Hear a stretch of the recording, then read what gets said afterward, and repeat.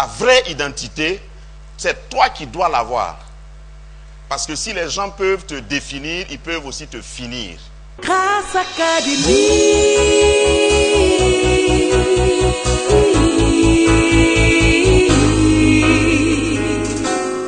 Que la lumière soit. Que ta lumière soit. Que la lumière soit. L'intention de Dieu depuis la création, en créant l'homme, en fait, n'était pas de créer une église. Jésus est venu pas pour fabriquer des chrétiens. Jésus est venu pour faire des citoyens d'une autre cité, d'un royaume. Tu es un digne représentant, représentante, ambassadeur, plénipotentiel du royaume des cieux. Tu es mandaté par le ciel et tu es équipé pour représenter Dieu, représenter son règne partout. Quand tu te déplaces, tous ceux qui sont sur la route te cèdent le passage. Mais pour pouvoir représenter Dieu, il faut le connaître. Pour le connaître, il faut marcher avec lui. Il faut que tu passes par une transformation de mentalité. Nous allons reprendre le fil conducteur que nous avions suspendu à cause de Pâques. Nous étions sur une série sur le trousseau de clés du succès. Personne dans le monde ne peut dire qu'il n'a pas besoin d'avoir de succès, qu'il n'a pas besoin de réussir. Le succès, c'est quelque chose que nous avons tous en commun. Tout le monde veut réussir dans tout ce que nous faisons. Même ceux qui font mal veulent réussir. Demandez à un voleur, il va vous dire, avant d'aller opérer, braquer une banque ou quelqu'un, qu'il veut réussir. Et entre eux, entre voleurs, moi j'ai jamais été, voilà, mais je sais qu'entre eux, ils vont s'appeler pour dire, est-ce que l'opération a réussi? Mais si tu fais bien, tu fais une bonne chose, tu as un bon plan, un bon planning, un bon projet, tu veux certainement réussir. Et Dieu t'a créé pour que tu réussisses. Mais le tout, vous convenez avec moi, n'est pas de souhaiter réussir. Il faut s'équiper, il faut se préparer pour pouvoir réussir. Cette série entre en droite ligne avec le thème central de l'année 2015 qui est les clés du royaume. Et parlant de clés, Jésus a parlé de cela au pluriel. Il y a plusieurs clés. Tu as certainement des clés. Je ne veux pas insulter ton intelligence. Je sais que depuis ta conversion, Dieu t'a donné des clés. Tu possèdes déjà des clés. Mais est-ce que tu as toutes les clés dont tu as besoin? C'est là l'enjeu. Et je crois que à travers toutes les révélations cette année que Dieu nous donne ici dans cette assemblée, parce que il y a des commissions. Si Dieu envoie depuis le ciel, ton domicile, c'est ici. Mais ce matin, je voudrais que nous considérions le numéro 4, ma responsabilité en Christ. Nous avons déjà visité tous les trousseaux. En rappel, si c'est la première fois, il y a des définitions qui sont importantes. Nous parlons de trousseau de clés de succès. Ok? Le succès, c'est quoi selon Dieu? Le succès, ce n'est pas réussir seulement. Selon la Bible, le succès, c'est pas arriver à accomplir ce que tu veux accomplir. Ce n'est pas le succès. Le succès, selon Dieu, faire ce que Dieu veut, comme il le veut, quand il le veut, où il le veut.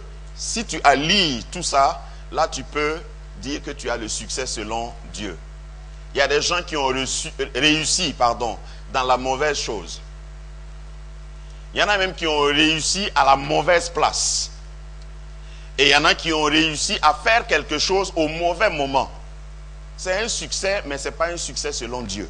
Donc, c'est pour recadrer, pour nous concentrer sur cette définition à elle seule doit te motiver d'abord à chercher. C'est pourquoi nous avons parlé de notre origine, premièrement, parce que si tu ne connais pas d'où tu viens, de qui tu viens, tu ne peux pas réussir, quel que soit ce que tu veux entreprendre.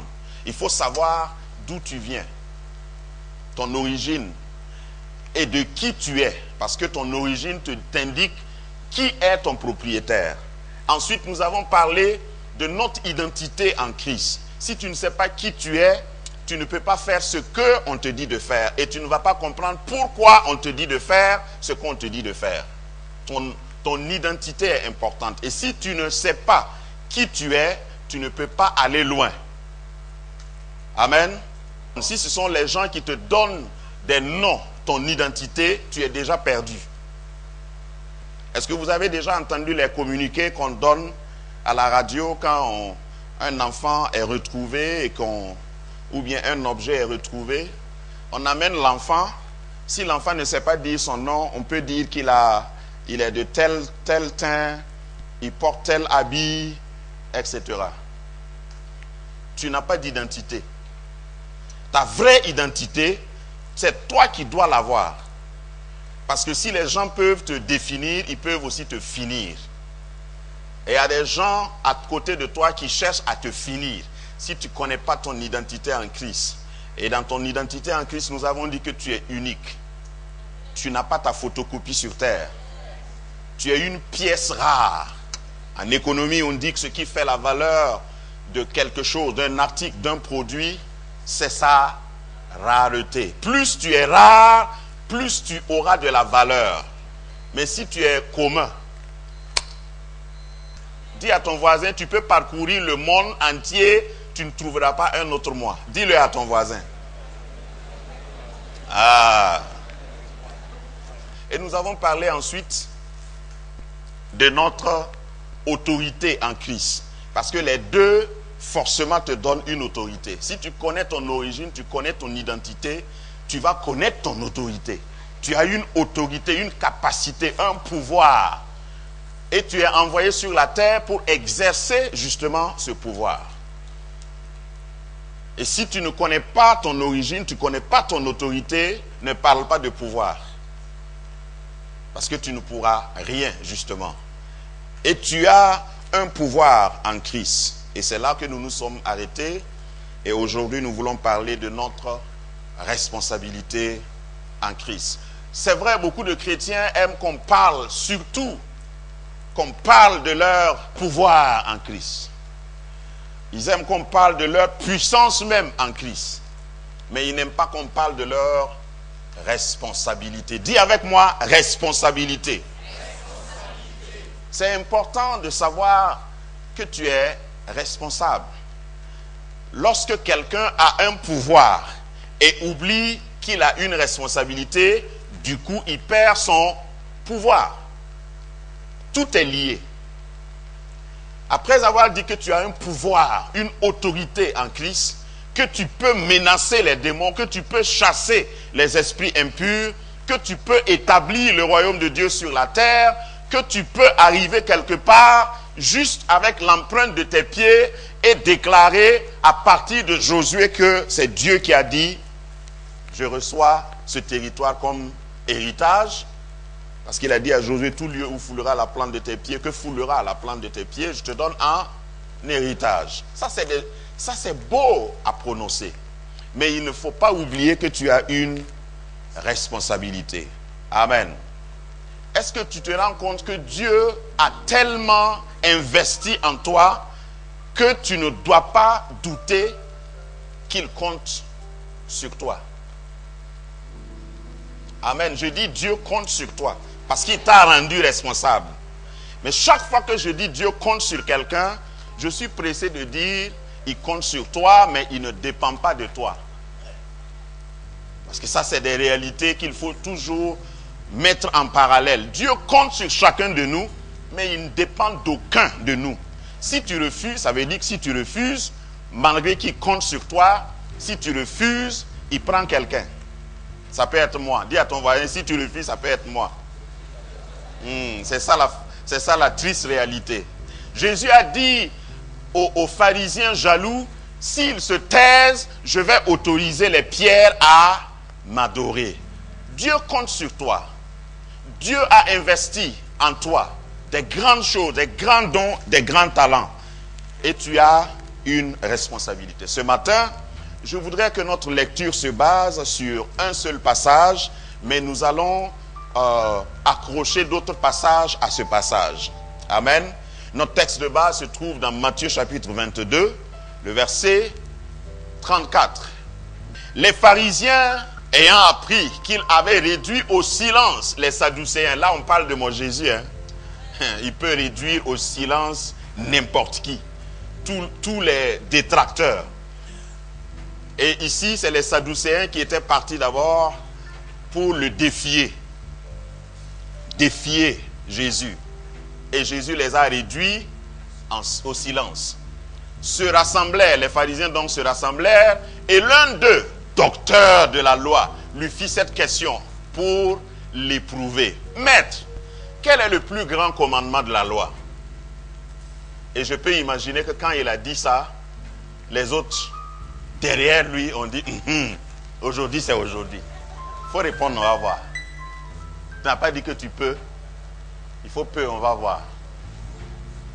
Jésus lui répondit, je suis content parce que Jésus répond toujours. Jésus lui répondit, tu aimeras le Seigneur ton Dieu de tout ton cœur, de toute ton âme et de toute ta pensée. C'est le premier et le plus grand commandement. Et voici le second qui lui ressemble. Tu aimeras ton prochain comme toi-même. Qui a un soi-même ici? Qui a un soi-même? C'est-à-dire, si tu es conscient que tu es là, c'est que tu as un soi-même. Ma responsabilité en Christ. Je voudrais dire simplement que à ce niveau, je voudrais schématiquement dire que nous avons une responsabilité bidimensionnelle. Parce que tout ce que nous avons lu résume notre responsabilité. Nous avons une responsabilité envers Dieu d'abord. C'est la première dimension. Tu aimeras le Seigneur ton Dieu de toute ta force, de toute ton âme. Tu aimeras de tout ton cœur. C'est-à-dire que tout ton être doit être orienté pour aimer Dieu.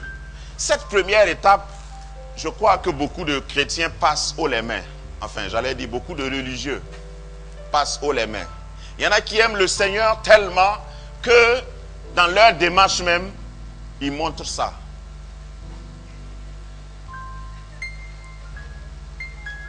Pourquoi tu marches doucement comme ça? Parce que j'aime le Seigneur.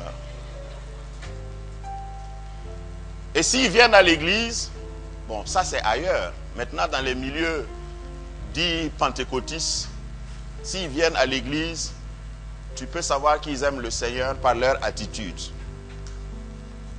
Parce qu'ils vont se faire savoir par leur attitude qu'ils aiment le Seigneur.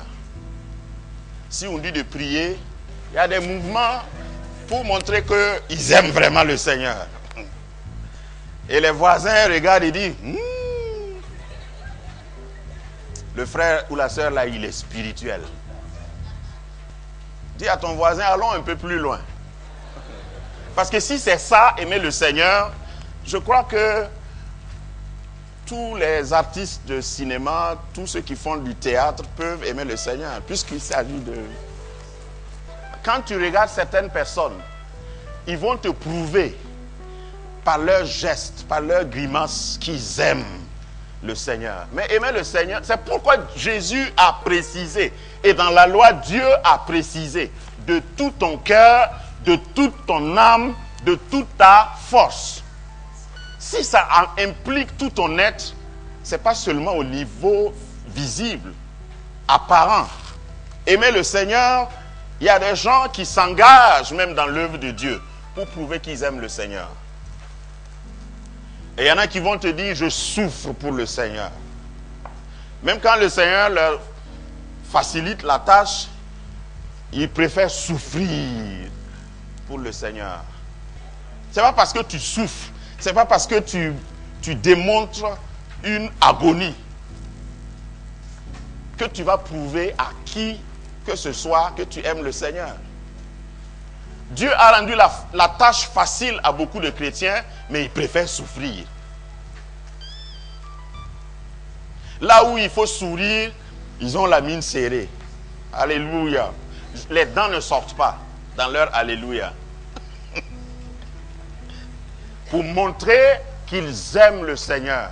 Oh frère, regarde comment je souffre pour le Seigneur. Jésus a déjà assez souffert. Est-ce que vous savez ça? Moi, ce que je cherche à faire, c'est vivre pour lui. Je ne veux pas souffrir pour lui. Qu'est-ce que tu peux ajouter à la souffrance du Seigneur? Dis-moi. Grâce Académie, une vision, une plateforme, un cadre d'expression et d'épanouissement pour tout l'homme.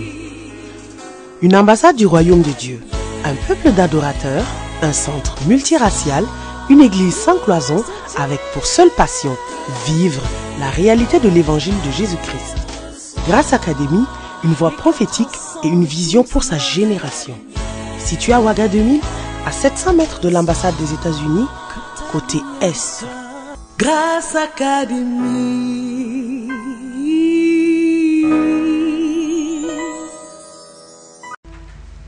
Tu rentres transpirer, même quand tu peux éviter de transpirer.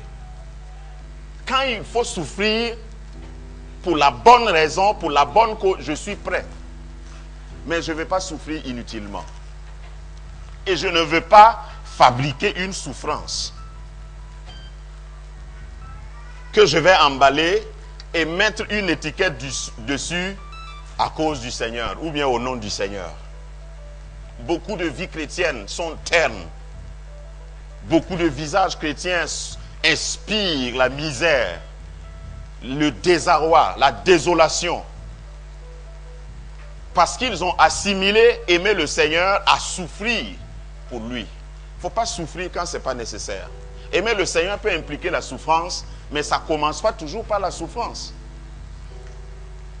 Aimer le Seigneur peut passer par un sourire. Si ton voisin n'a jamais souri depuis que tu es entré ici, il faut lui faire un sourire. Voilà. Ton sourire ne chasse pas le Saint-Esprit. Si tu crois qu'il faut être sérieux pour conserver le Saint-Esprit, dans son fruit, il y a la joie. C'est un élément du fruit de l'Esprit.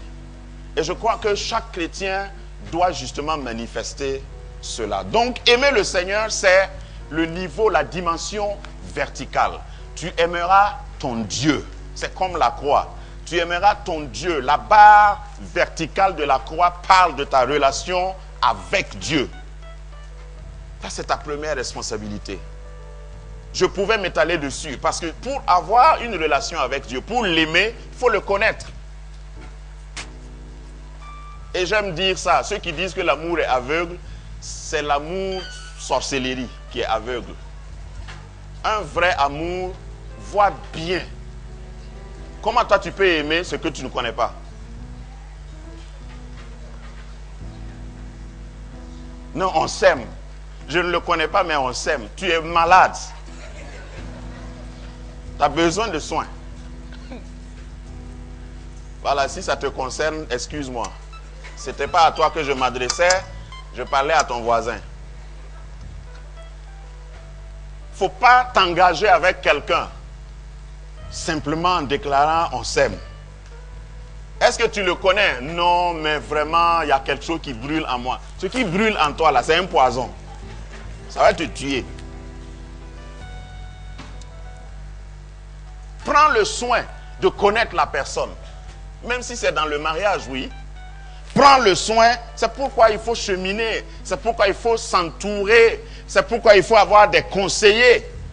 Pour que tu puisses faire non seulement un bon choix, mais cheminer normalement jusqu'au mariage. Donc, aucun amour ne doit être aveugle. L'amour que tu as pour Dieu, l'engagement, si tu ne le connais pas, tu ne peux pas le servir. Est-ce que tu connais le Dieu, ta responsabilité envers Dieu, la dimension verticale de ta responsabilité? Est-ce que tu le connais? Quelle est la dernière fois que vous avez causé ensemble pendant 1 heure de temps? Toi et Dieu, je veux dire.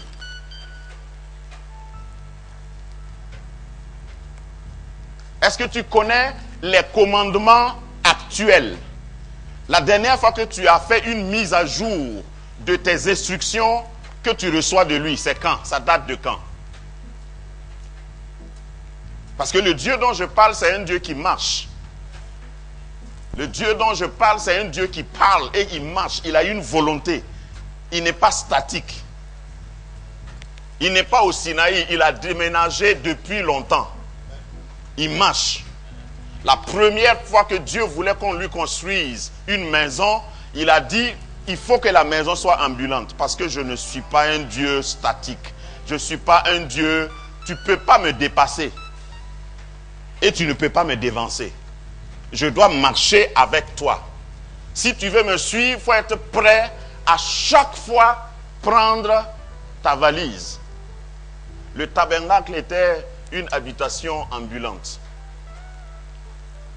Là où tu es arrivé, oh, je sais que tu marches, mais là où tu es, est-ce que Dieu est là-bas? Parce que c'est ça ta responsabilité envers Dieu.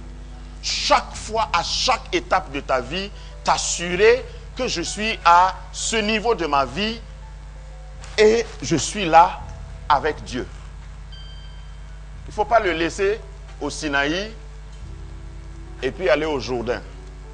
Tu ne pourras pas passer.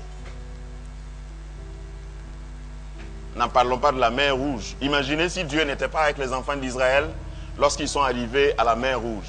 Quelle catastrophe. Donc je te pose la question, au niveau où tu te trouves maintenant, et toi seul tu sais, moi je ne sais pas, ton voisin peut-être non. Est-ce que Dieu est avec toi, là où tu es?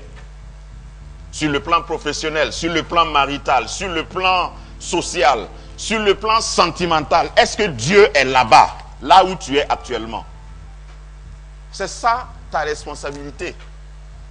Et Moïse dira, Seigneur, si tu ne viens pas avec nous, nous pas bouger. C'est bon, on ne part pas. Ça, c'est l'attitude et la responsabilité consciente de tout chrétien qui veut marcher avec Dieu. Marcher avec Dieu, c'est aller à pas mesurés. C'est faire attention à ce que Dieu dit. C'est ne pas bouger si Dieu ne dit pas de bouger. C'est ne pas faire ce que Dieu n'a pas autorisé. Faire attention à ta marche pour évoluer, pour aller progressivement avec lui. Est-ce que Dieu est là où tu es actuellement, dans toutes les sphères de ta vie? Est-ce qu'il a approuvé ce que tu fais actuellement? C'est ça ta responsabilité. Parce que Dieu ne te sauve pas, Dieu ne nous appelle pas ou nous amène pas à lui, et puis il dit, bon, maintenant débrouille-toi, je t'ai sauvé, toi-même tu sais que vous êtes nombreux. Ça, c'est ce que beaucoup de parents font. Quand vous avez beaucoup d'enfants, tu peux accompagner ton enfant jusqu'à un niveau et tu dis, moi aussi j'ai fait ce que je peux. Maintenant là, débrouillez-vous. Mais il est encore en 6e. Je sais qu'il y en a parmi nous qui ont vécu ça. Mais Dieu est un Dieu qui signe un contrat de partenariat avec nous individuellement. Il veut marcher avec son peuple.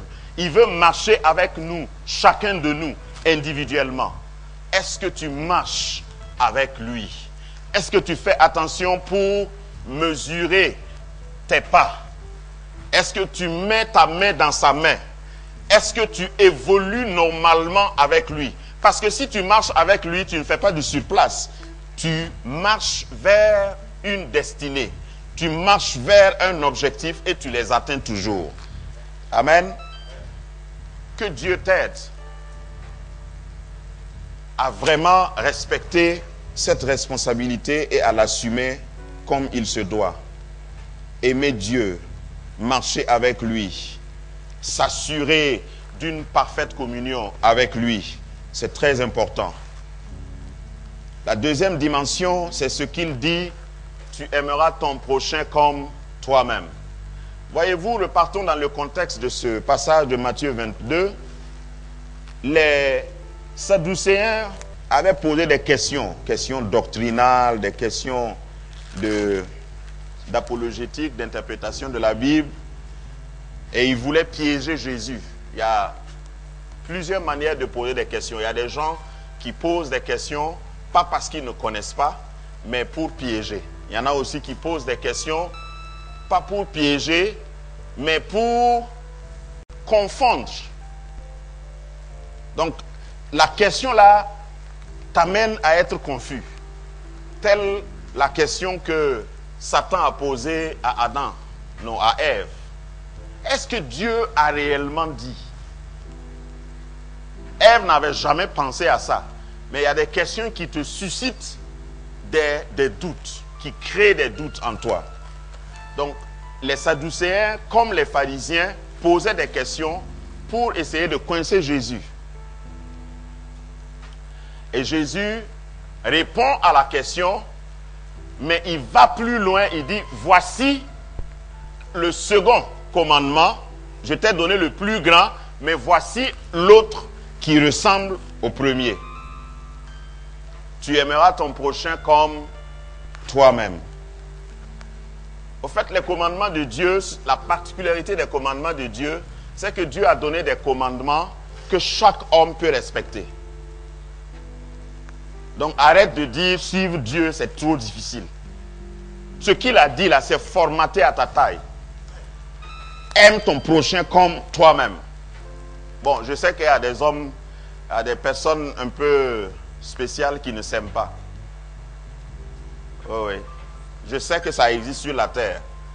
Parce que quand tu vois certaines personnes, tu te demandes s'ils s'aiment. Si elles s'aiment. J'ai vu un monsieur, il n'y a pas longtemps, je ne vous dirai pas où, mais il me faisait pitié. Parce qu'il avait des piercings partout, il a percé ici, il a percé en haut. Un garçon, hein, il a percé sur ses yeux, il a percé en bas ici, dans sa barbe, il a percé un peu partout. Et quand il parlait, sa langue aussi était percée. Si ce monsieur-là venait devant moi et dit, moi je veux t'aimer comme je m'aime, je vais dire non, merci beaucoup, ça va. Mais en général, les hommes s'aiment. Et lui, si tu parles avec lui, le monsieur que je viens de décrire, si tu lui demandes, il va dire c'est parce qu'il s'aime qu'il fait ça. Il va dire qu'il fait ça pour pouvoir atteindre un objectif. Donc il s'aime quelque part, mais de la mauvaise manière.